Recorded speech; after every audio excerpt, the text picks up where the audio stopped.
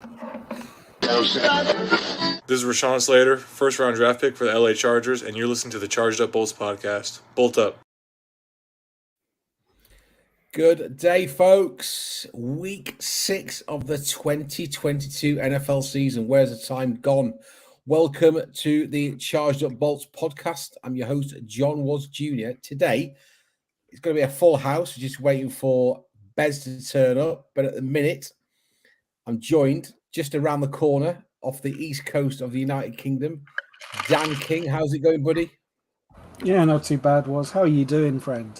All it's been a good, while mate, since I've made it to one, but I'm here. I'm glad to see that you're healthy and you're well. That's all that matters. I'm here, charged up. I know you've had some problems at home because your good lady wife is a Panthers fan and they just quite literally suck. I've watched too many Panthers games for my own health. Well, you need to stop doing that, and I hope that your young son becomes a Bolt. Currently jerseyless, so we're safe at the moment. Down there, bottom of the screen, shaking his freshly brewed coffee in Dripping Springs, Texas, John Ayres. Good day, buddy. Good day. Yes, I got some Goat's Peak fresh blend. It's wonderful. It's a local coffee shop here, and what they do is they actually have their own like oak barrels that they use, and they smoke the beans. They smoke roast the beans there, and then you get it fresh within like a week of roasting. So it is just beautiful, beautiful coffee. We're going to have to rename this the Coffeed Up Bolts podcast as opposed to the Charged Up Bolts podcast. Caffeined up. I like it. Caffeined up. Guys, we're back to 3-2. We had a narrow win in Cleveland. We beat the Dog Pound. We beat the Browns. We beat all the insects. Fortune doesn't always side with the Los Angeles Chargers, but on Sunday it did. I think it's a game that the Browns should have won. There was a lot of talk on social media about negative plays, 4th and Staley. We got the job done. We went 14 zip down. It looked like Nick Chubb was going to run all over us all day long. That didn't transpire.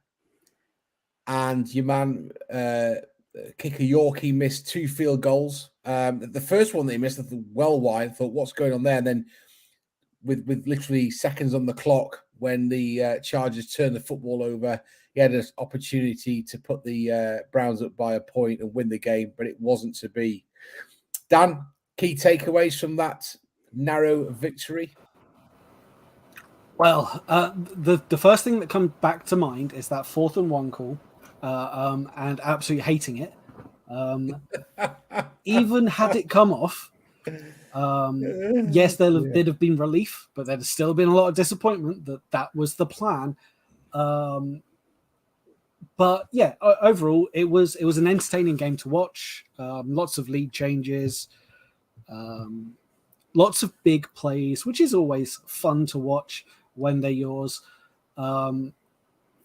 Definitely some defensive instability there. But yeah, overall, it wasn't the worst watching experience. It was quite decent.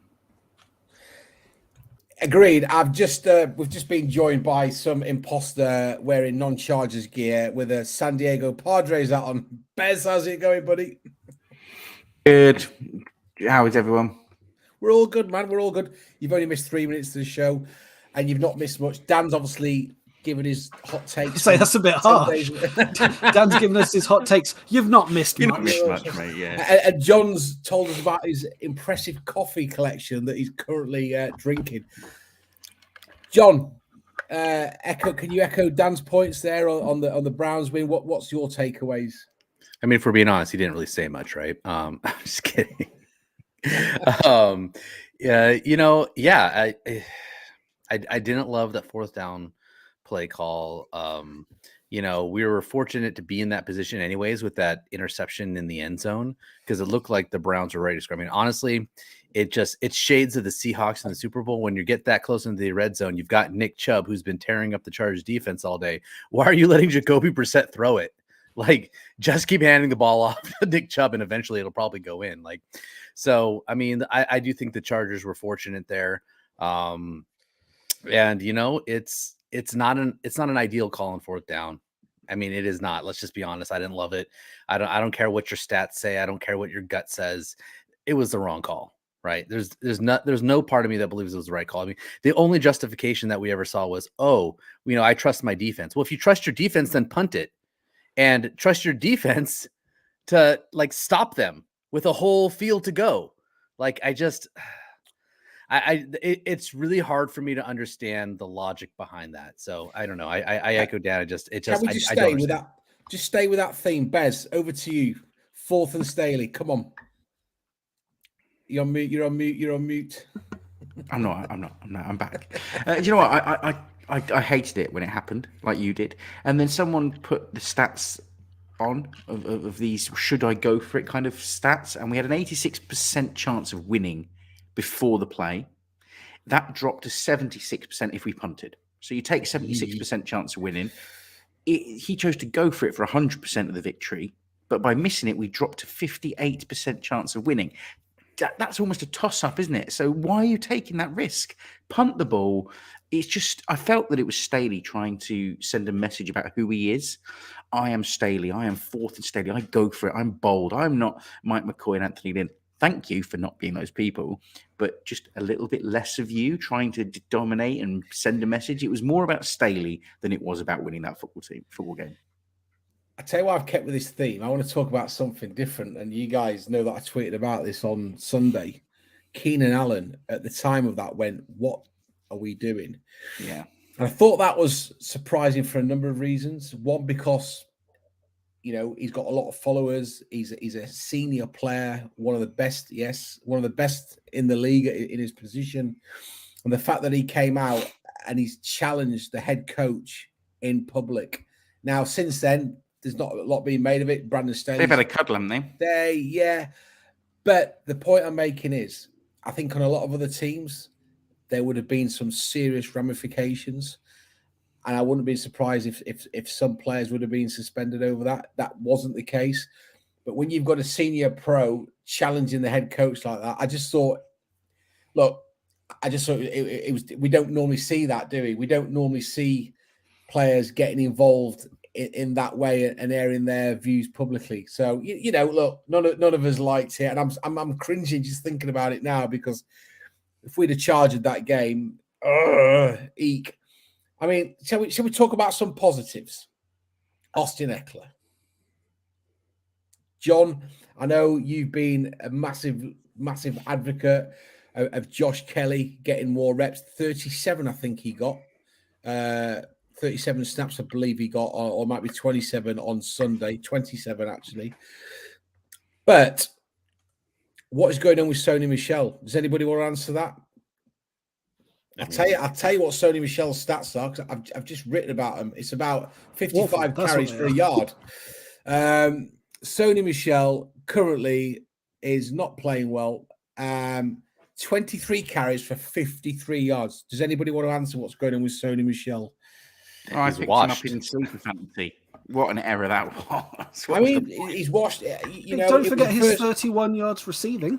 Well, I know. I mean, he was a first-round pick. And I think John made a comment the week about Everett being allowed to walk from LA from the Rams. Do you think that, John? I mean, I'll pose this to you. Do you think that the Patriots knew what they were giving up when they let Michel leave the building? I mean, yeah, the Patriots are very big on, you were here, and as long as you are under cost control, we're happy to have you. But once we don't need you anymore, you're out. They had a bunch of young backs who do what he does, but with younger legs. So they said, "You're old, go away." Couldn't stay on the roster there. Was it in Miami this offseason? Couldn't stay on the roster there. Got cut. I mean, there's a reason, right? I've seen Miami's running backs. No offense to Myles Gaskin or Chase Edmonds. Not exactly a running back room that screams epic talent. So he can't make that running back group. That's got to tell you something. And I'm glad there's a veteran leadership there. And I'm glad he's got a bit of a downhill runner mentality that they like, but he's done. Like, to be honest, he's a waste of a spot. And unless there's something about his that he can bring to them as far as like a pass blocker, just in case someone goes down. I don't see why he's there. I don't see why you would draft Isaiah Spiller and not get him some reps, right? Like, he doesn't need a lot. I'm not saying feature Spiller. I mean, give him a couple touches a game. Just see what he can do in a game situation, okay? I mean, you've got him. Figure out what you've got in him. Don't let him waste away on the bench for a full season, not knowing what you have. And then you've got to go into next season going, well, do we, what do we do? We've got Kelly, Eckler, and Spiller. Like, Kelly's going to need to get paid at some point. How much are you willing to spend on Kelly? And then you've got, it's just, you leave yourself open for question marks. So it goes back to this whole question before of, is there favoritism going on in this locker room? Is the coaching personnel, is the personnel decisions by the coaching staff need to really come under question, right? Is he losing the locker room? Keenan Allen, not happy with what happened there, voiced it publicly. And you know what? He can do that. He's the best receiver on the team. He knows Staley can't touch him, right? So does he need to voice that displeasure? No. He knows better. He's smart. He's a veteran. He knows he doesn't have to go and make that tweet. Why does he do it? He's losing faith in this fourth and Staley mindset, in this aggressive mindset. He wants to win games. He's tired of the mentality of losing. And it tells me that if he's going to publicly disagree with a coach, guess what?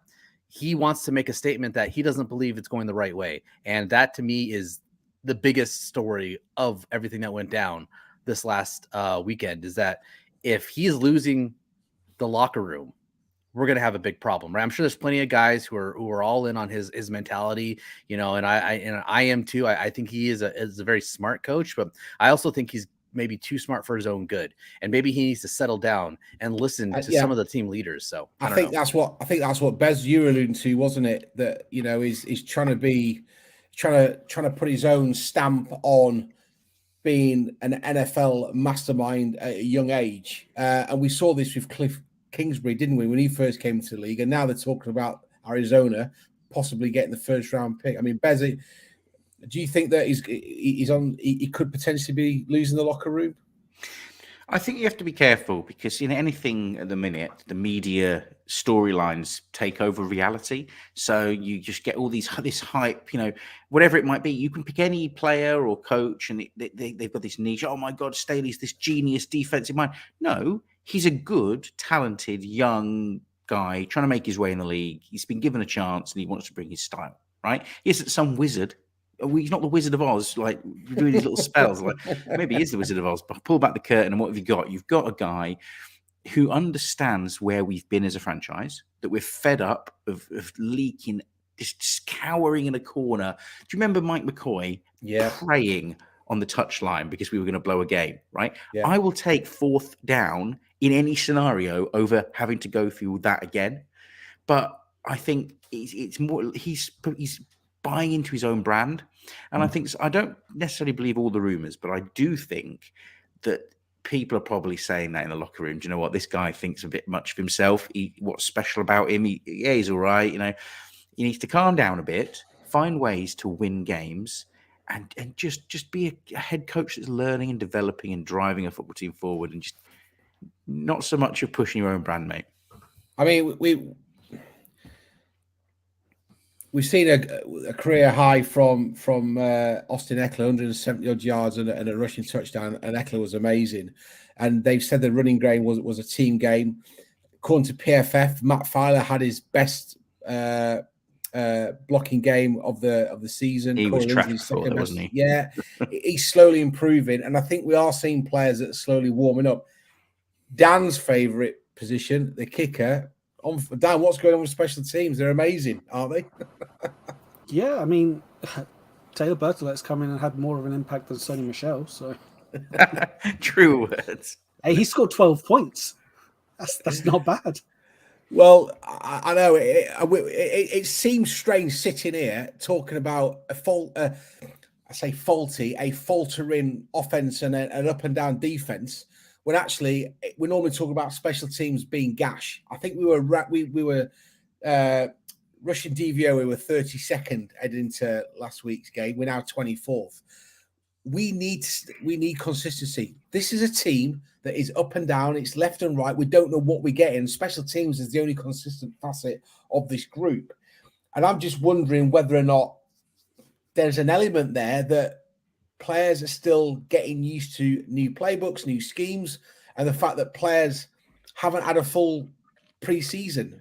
JC Jackson, he got blown up on Twitter on Sunday. Yeah, it's looking a bit slow. I mean, he got caught in that break to turn for the touchdown to the sideline.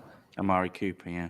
Yeah, but it's like where he is coming back from a fairly big injury. Like, it just seems like he's not quite there yet. So I feel like he might get there. Like, he's definitely got that potential still. Like, he's definitely he won't have forgotten how to play. No, I mean, I'm not judging JC because I think we might see the best of him in the second quarter of this season. But is anybody out there got any serious concerns that JC Jackson's not going to get back to his best? Yeah, just me, apparently. Well, no, because there's a concern as well. But there's a concern. I'm not going to voice it. He, as everybody's pointed out, he's missed time, he's missed camp, he's getting up to speed. Part of it might be a usage thing, Are they trying to have him do too many things and not let him kind of be his kind of rangy ball hawk? I don't know. There's a lot of things that come into play here. So I think we just have to see. Are they letting Derwin be more of that rangy player who can cover everything and not letting JC Jackson fill that role? Good. Is Callahan being in the slot and Asante Samuel being the opposite corner, making an impact to the way he's being used? Derwin was really poor on Sunday by his standards because by his standards, he missed a couple of tackles. Yeah, they targeted him. They stuck a guy from the O-line on him in the run game and took him out. Now, fair enough. You can scheme. Opponents can scheme players out of games, and Derwin was just targeted and just dominated, quite frankly. But other guys have to step up, and we should have the players. And on JC Jackson, I thought, is this a system cornerback? He's come out of New England. He's one of these guys that leaves and can't do it elsewhere. The truth is, I followed him. If you remember when we were talking about free agents, he's been my guy for 2 years. I was calling for him 2 years ago, right? Yeah. And he is and always will be an explosive playmaker that either can get burnt or takes away the ball and turns over and wins you a game. Yeah, he's never been a true lockdown cornerback. He's been better than he's showing now, but you can't expect him to be a different player. He's going to give up the touchdowns like we saw. He just isn't getting the turnovers to go with it. But I think they could come, but don't expect him to shut down the next 3 wide receiver ones we play against. It's just not going to happen. Well, statistically, the best defensive backs in our team are Asante Samuel Jr., believe it or not, with an interception and 4 passes defended, and Bryce Callahan with 4 passes defended and 2 interceptions. I think Bryce Callahan, we kind of knew that he could add some quality in the backfield, but I think it's really good to see Asante Samuel Jr. Raising his standards. I mean, John, do you think this kid can elevate to the levels that we expected him when we drafted him? Do you think he can maintain this form going out through the season? Because that's going to be massive if he can. I mean, I think so. I think that, there is a lot of talent in these young players, and I think some of them are really developing. I think some of them are developing faster or slower, right? I mean, you just kind of have to watch them and let them do their thing and see where they go, right? You can't push them. Like Trey Pipkins, right? We had all given up on Trey Pipkins. Nobody wanted to see Trey Pipkins out there. Took him 4 years, which is a lot. And I mean, Bez, what? He's a top 10 O-lineman, Bez? Top 10 tackle. For top pressures and sacks given up, he ranks in the top 10 at tackle. I mean, who the hell would have seen that coming 2 years ago or last year, right? Like, nobody would have seen. I mean, it took him time to develop. So I think that we need to take every player and we need to stop being so crazy about it, right? I think I fall into this trap. We all fall into the same trap, right? It's player X was drafted here. They should be good in 1 or 2 seasons, right? If they're a first round pick, they should be good right away. If they're a second round pick, they should be good in 2 seasons. If they're a third round pick, they should be good in 3 seasons, right? Like, we come up with these kind of fake narratives. And we just kind of throw it on players. Everyone's going to develop how they're going to develop, right? So I'm willing I'm willing to give benefit of the doubt to certain players, and I'm willing to believe the hype in others because I think it's just there. So, I mean, you mentioned there Pipkin. I mean, we stay with the offensive line because they're there primarily to protect the quarterback. They're also there to create lanes for the running backs. I mean, Zion Johnson, absolute animal. Bez, you're shaking, you're nodding your head. You're all up on Zion. I have an apology to make because I didn't think he was great. I watched him early doors and I thought he's not a first round pick standard. He wasn't giving up pressures and sacks, but he looked a bit lost. And then actually I went back and watched the tape and focused entirely on him. And he's the first round O lineman. We thought he's just, fantastic. No pressures, just consistent, improving, dominating. I agree with you, but I think a lot of that is down to Corey Linsley. When Will Clapp comes in at centre, it's different. It's different. And do you know what? I was sat there watching Green Bay on Sunday thinking, you know what you're missing up front? Corey Linsley. It's true. Over at Wembley. Yeah, I mean, I don't know, John. What's the talk on your side of the pond in terms of centers? He's got to be a top 3 center in the NFL, surely. I mean, it depends on what metrics. I would say he's definitely, he's definitely top 10, maybe top 5, top 3. I don't know. But I mean, he's so important to this line, so important to the line. I mean, you see how important the center is every year. So I think having Linsley in the middle is important. Having Zion do things that no one thought he could do. It's all great, and I want to give a lot of credit where credit's due to this O line. But I do want to say this. And you guys mentioned this earlier, but we want to applaud the O-line. We want to applaud the running game. 2 games in a row look great. 2 games versus bottom 5 rush defenses. Yep. Cleveland has the worst rush defense, obviously helped out by our big performance. Houston has the 5th worst, or the bottom, number 5 worst rush defense. Okay, so I mean, I want to give them credit, but I also want to say, yeah, that's what happens when you play bad run defenses. You play good run defenses, you see what happens, right? So, in fairness, Kansas City, Las Vegas, both of them actually have top half run defenses this year, okay? Not elite, but top half, all right? So, we've come across some pretty tough run defenses so far this year. And, so far against a good run defense, they have underperformed. Against a bad run defense, they've overperformed. So I guess we'll have to see what happens. We'll have to see kind of what happens with Denver coming up. And I don't want to tease it. We're still talking about this game, but I think that is an important narrative. Is congratulations to the O line, but do it against a defense that doesn't rank in the bottom of the league, and then I'll believe you. And this is the point. I said this a week 1 or 2. You're not going to know what the charges are until week 6 or 7. It might even be longer now. And actually, do you know what? It really doesn't matter because all these 10-0 teams that end up not even making the playoffs, they can crash and burn. For me, we just need to keep winning games. And I mean, I said we'd be 5-0 at this point of the season. We're 3-2, so that's out the window.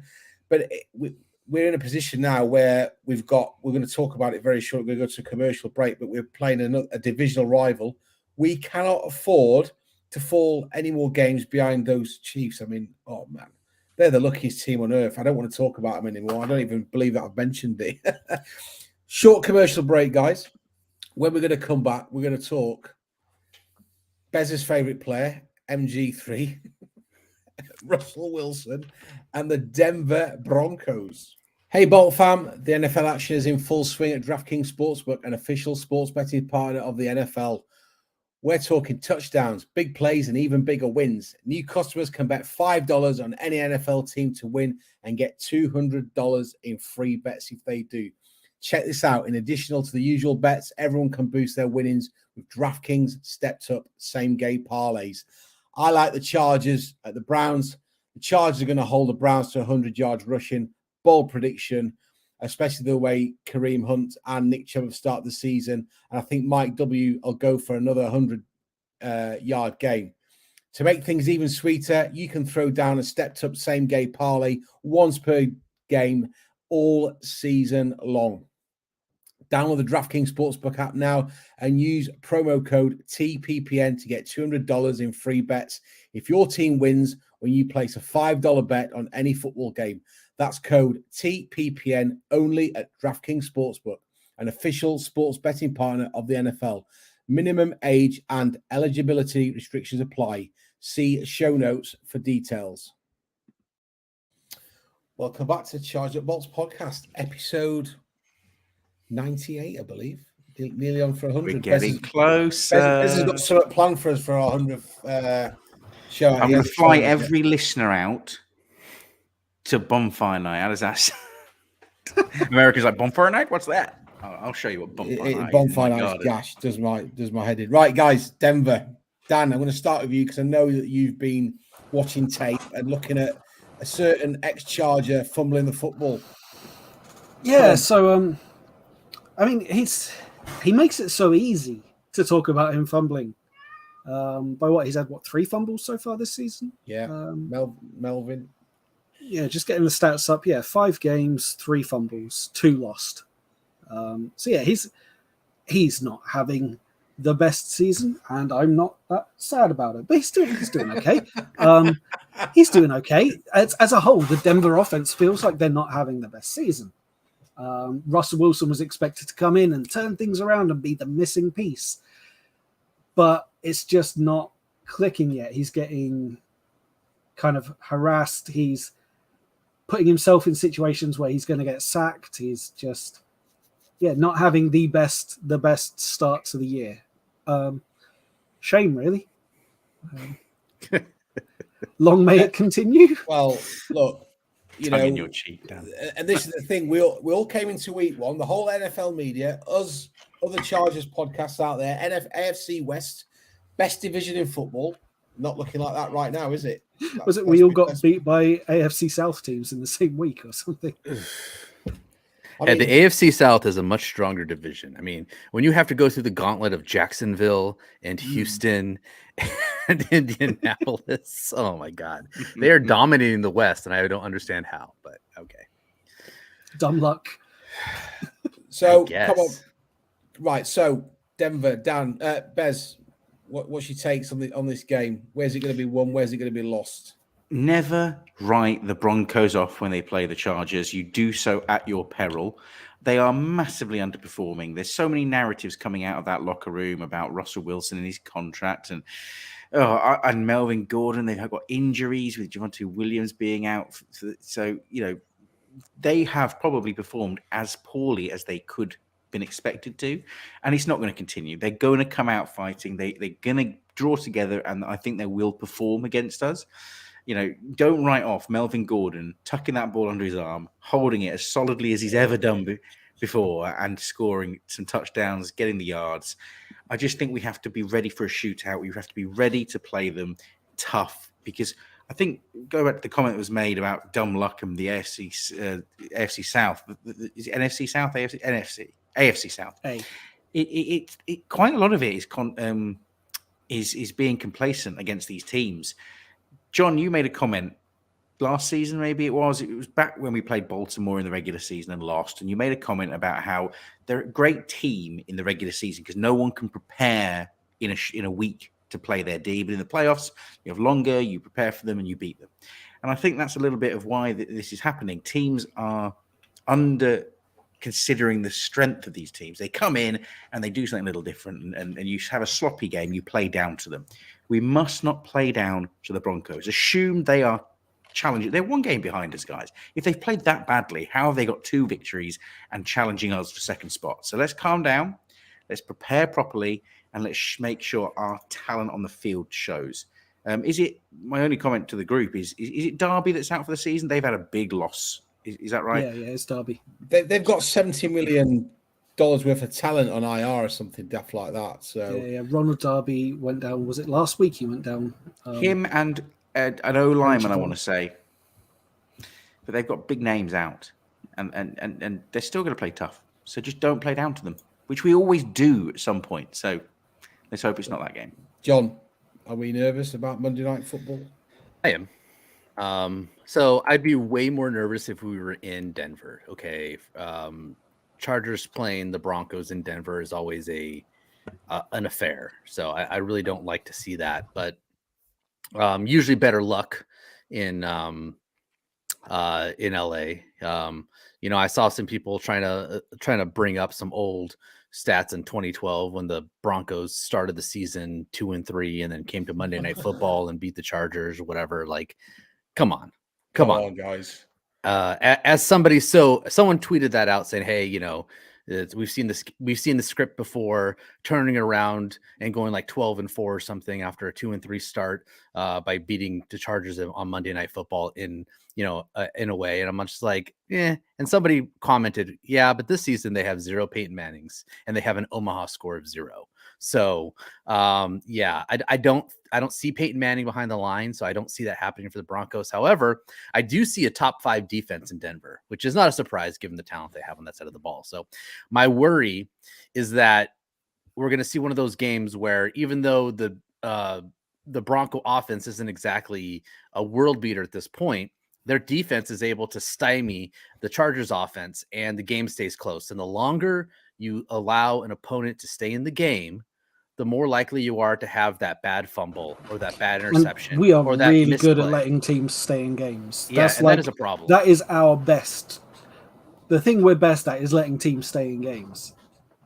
Yeah, it is not ideal. I mean, yes, the Broncos have 2 wins, but let's be real here. They beat Houston 16-9 barely on some last second plays.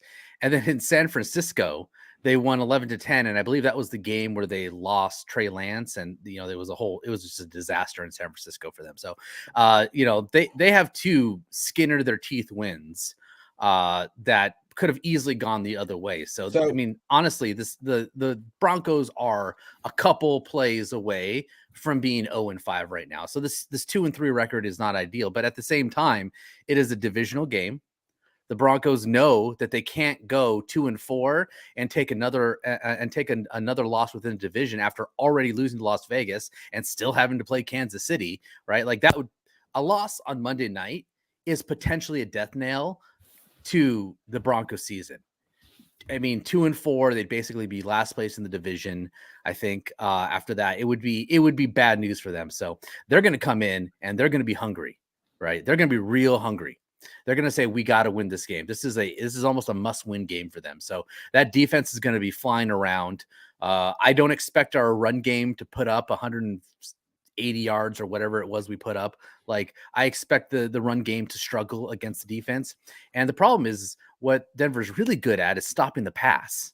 Okay. So that is scary. Now, the good news for this game is that the reason Denver has been so good against the pass, is because they've been able to generate pressure and make it uncomfortable for quarterbacks. Let's be honest. It's not exactly like this Denver defense has played an elite set of quarterbacks. They played Geno Smith. They've played Davis Mills. They've played Trey Lance / Jimmy Garoppolo. They've played the worst quarterback in maybe the AFC in Derek Carr. And then they've played a washed Indianapolis Colts team and Matt Ryan. So, I mean, if you look at this gauntlet of just terrible quarterback play that they've played, I'm not really sure if I believe how good that defense is against the pass. And I think part of it's going to be that all those quarterbacks have something in common. Can you tell me what all those quarterbacks have in common? They are all atrocious at handling pressure. Atrocious at handling pressure. They curl up and die. I mean, but this is the point that Dan made. This for me is a high pressure game because it's prime time. The whole of the football community is going to be watching. Chargers on home soil. Denver have been atrocious on offense. But here's the thing, okay? This is a good yardstick for our defense to see where we are. Only the Lions and the Seahawks have given up more points than the LA Chargers this year. Denver averaged 15 points a game. So by those standards, we should not be allowing Denver to put more than 2 scores really on the board. If they start running into 20s and 30s, you've really got to be looking at the Chargers defense saying, what the heck is going on? Going back especially to as we're already looking at the defense and thinking, Well- what the hell is going on in some cases? this is it. I mean, I'm drafting a post for charge@bolts.com at the minute, and one of the keys to victory is more ups and less downs to the defense. You know, we made some great plays, and then we get gashed, and that has to stop. And Bez, to your point about Melvin Gordon, seriously, if he starts putting up a ton of yards, it is not going to look good for our franchise. I think there's going to be a lot of restless people.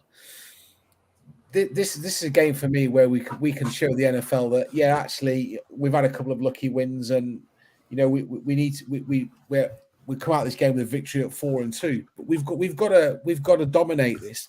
You've got 17 sacks have been generated by Denver, and as John said, they've not played against the best of O lines. Soldier, we've not talked about him. This is going to be another good test. Which is great. Not talking about him means he's probably doing his job somehow. He is, but you know he's going to be up against Bradley Chubb this week, this Monday. You know, it's going to be a good test for him. I just want to see the Chargers using the football wisely. What do I mean by that? I mean, obviously we kept the football and you know we ran it well in week 5. If we start getting 3 and outs, we're going to start digging ourselves in a hole, and I don't want to see that. I know for a fact there's people out there that wait to stick a fork in the Chargers every week, and as the weeks go on, the more chance you've got sticking a fork in the Chargers. And this is why I think people are going to look at this and say, well, actually, it doesn't really matter. If we don't get the victory at home in week 6, we've got plenty of time to recover. I think, as either John or Dan mentioned this in the last, I think John, it might have been you, that if we could beat Cleveland, which we did, and then we can beat Denver, that really sets us up getting into our bye week and then getting out the other side and going down the stretch. I think this is a really high-pressure game. Certainly because we're all chasing the Chiefs again. I said I wasn't going to mention their name, and now I mentioned them twice. I don't know what's going on there. And the thing with I'm going to get out on my soapbox in a minute about roughing the passer. There was that BS call on Sebastian Joseph Day. Yeah, he shouldn't be doing that. But Jacoby Brissett falls over. We don't need Russell Wilson playing those tactics on Monday. Maybe we'll get a duvet out and some microwave tea and a biscuit or a cookie for the quarterbacks, because what happened last week with Brady and Mahomes the other night is absolutely ridiculous. And these are the little things that are going to trip us up and cause an issue going down the line, because we seem to be on this nice smooth road during the game, and then we hit a speed bump and it looks like we're going to fall off the road and go into a verge. Can we just have 4 quarters where it's a relatively easy win? Can I just chime in on the Broncos as well, just to get my thoughts out there about where I think what I think the problem areas will be, and it kind of depends on if we see Allen on the field, because they've been okay against the pass, they've been pretty decent, but how much of that is having Ronald Darby there as well as Pat Surtain, and is Pat Surtain going to be lining up against Mike Williams, who I think PFF put it out earlier. Let me just see. He's in single coverage. He is graded as the top receiver, has the most catches and the most yards. But I mean, that's just what he does. But is Pat Surtain going to be up against Mike Dubb, or is Pat Surtain going to be up against Keenan Allen? And I think that will make a difference, because they're down their number 2 corner, or they're, well, arguably number 1, but definitely number 2. And to Bez's point earlier, it was Garrett Bowles was the O-lineman that went on IR. So they've lost Randy Gregory, Javonte Williams, Ronald Darby, and Garrett Bowles in the space of 2 weeks. Can we just talk about Mike Williams for a minute? I mean, I'll gladly talk about Mike Williams for a minute. Just give Mike Williams a football. I'm not going to sit here now. Just not on 4th down. I'm not going to sit here and say that Mike Williams is the best wide receiver in the league. But when you've got a potent receiver that's on form, this is how Cincinnati got to the Super Bowl last year. airing the ball to Jamar Chase, he was unstoppable. Mike Williams looks like he would, if there was such thing as cover 6, where you've got 6 defensive backs around him, Mike Williams looks like he'll win every frigging ball down, beyond 15 yards. I'm telling you now. Part of the reason for that is because if you put a 6-year-old to cover Mike Williams, he's still going to get separation. Like, can we all be real here? I love Mike Williams. Okay. He's a great player, but he cannot get separation. Oh, good, no. No, and that's the problem, right? That's the problem. That was my biggest issue with that 4th down play. That 4th down play was designed for Mike Williams, who could not get separation. And therefore, you need it going to someone who has the space immediately. Yeah. DeAndre Carter was the most open person on that. He does a quick slant. He was open, but only for a brief second. Here's the thing. DeAndre Carter is probably the 3rd look on that play, probably not the 1st or 2nd look. If Keenan Allen's out there where running the route Carter would run, because I'm guessing that's Keenan Allen's route, right? Keenan Allen's the first read, right? And I'm guessing they convert on that 4th down, right? It cannot be stressed enough how much we need someone who can separate and get open quickly. Why? Because the Denver Broncos live and breathe on creating pressure. They live and breathe on it. Okay. That is how they're so good, right? They create pressure. These quarterbacks can't handle the pressure. They take a shot, and then Surtain or somebody comes in for an interception or knocks the ball away. Okay. You want to beat the Broncos. You basically get rid of that pressure through the screen game, quick passes, slants, whatever. Right. The problem is we don't have anybody who can really execute like Keenan Allen. So we need Keenan Allen to come back this week. I know he did. I was at individual drills on Wednesday. I have not seen any reports about what today's Thursday on a Monday. Is that a practice today? I don't know if they had a walkthrough today. There might have been I don't know what today is. I don't know if they have a full practice or what today. I haven't seen anything about that, but still waiting. I mean, I know he's back at practice, but I don't know what he's doing. I don't know if he's individual or if he's doing full participant, but we absolutely need Keenan Allen back today. Absolutely. Without Allen, this team is really, really struggles when the other team can create pressure. Well, this is me talking about Mike Williams. I forgot he didn't practice at all yesterday, did he? Because of illness. Yeah, he's been ill. Daniel Popper hasn't done any updates as of this recording. It's 9 p.m. I also have Popper's Twitter feed open just to check. But I don't know. I think on one-on-ones when the ball's getting punched down the field when Herbert's able to air, I think Mike's unstoppable. And I don't know. There's something inside me, and I think you and I spoke about this offline. Something suggests to me that we're not showing all our cards. I can't put my finger on it. Does Lombardi have no more cards? Well, I don't know. I just find it a bit strange that it's almost like they're being reserved and they're leaving something. Or we're certainly not seeing a lot of the boom plays that we did. If you imagine back to last season, when we played Tampa Bay and Brady at home, and we were launching it down in a shootout, down deep to Guyton, and we were taking shots. We don't take as many shots. It's a much more controlled offense. Even when everyone was healthy and on the field, we're not going adventurous. I don't want to go back on Lombardi and play calling. I don't want to talk about that. How much of that is that we don't have the time to develop plays longer downfield because we are missing Slater and we were missing, Pipkins, strangely. And we did miss Lindsley for a bit. And there's just never been that game where we've had, okay, here's the long shot. I mean, we've had Guyton's had a couple of catches this season, and they've averaged pretty high. But we just don't have that. Herbert's having to get the ball out very fast. No, I wouldn't disagree. And the ribs comes into it as well from the injury. So, but it just feels like we're not. There's an element to our game we're not taking. We took that big shot down to Mike Williams where he caught it with no separation again, as John says. Just big body, good hands, elite hands away from that body and bringing it in with strong grip. But my biggest problem with Mike Williams, and I was screaming at this during the game and putting it on Twitter, is that weak heels. He's targeted on important third downs and I do worry every time he hits the ground. It's just like, oh god, you've had a bad back. Don't hit that ground. I know what a bad back's like.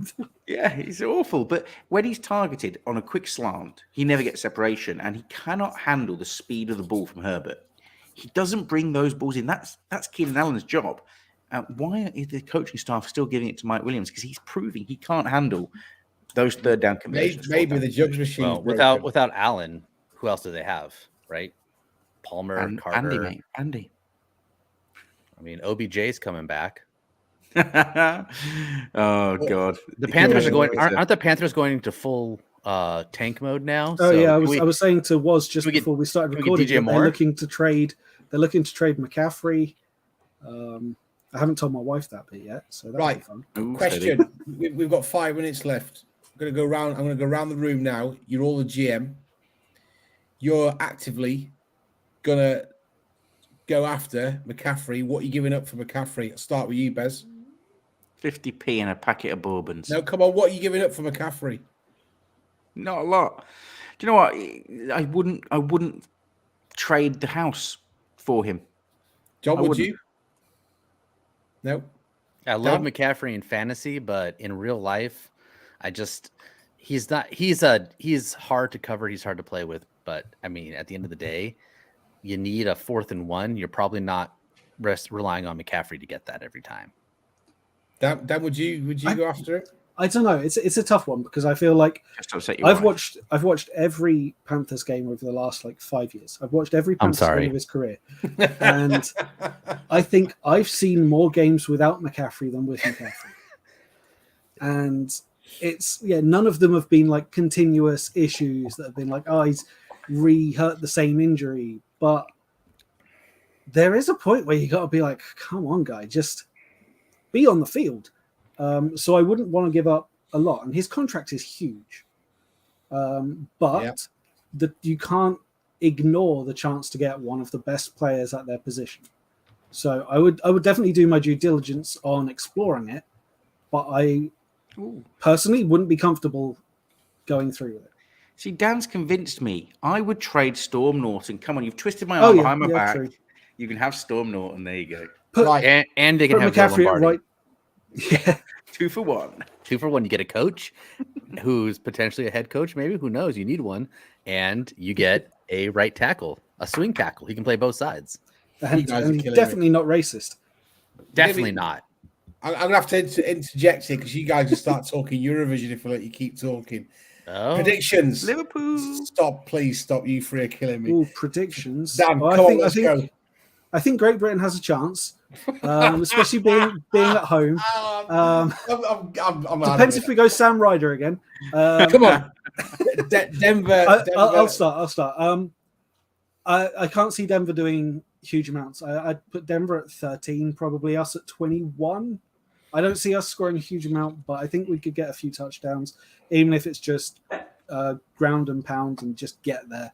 But I think we're strong enough to stop Denver's offense. So, 21-13 seems okay.